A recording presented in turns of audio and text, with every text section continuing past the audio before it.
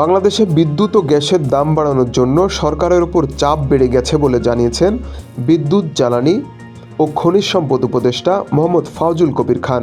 শনিবার 25 জানুয়ারি রাজধানীর মতিঝিলে federation of Bangladesh chamber of commerce and ইন্ডাস্ট্রির আয়োজিত জ্বালানি বিষয়ক সেমিনারে তিনি এসব কথা বলেন। উপদেষ্টা ফাউজুল কবির খান জানিয়েছেন, বিদ্যুৎ ও গ্যাসের দাম বাড়ানোর জন্য সরকারকে ব্যাপক চাপ মোকাবেলা করতে হচ্ছে।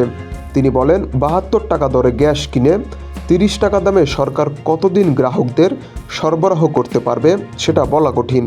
এছাড়া তিনি জানান, প্রতিদিন জ্বালানির মূল্য পরিশোধের চাপ নিয়ে সরকার কাজ করছে এবং ভারতীয় আদানি গ্রুপ সবসময় বাংলাদেশকে বিদ্যুৎ সরবরাহ বন্ধ করার হুমকি দিয়ে থাকে। ফাউজুল কবির খান আরও বলেন, গত 15 বছরে বিদ্যুৎ ও জ্বালানি খাতে দুর্নীতি ও লুটপাটের জন্য একটি ট্রাইব্যুনাল গঠন প্রয়োজন।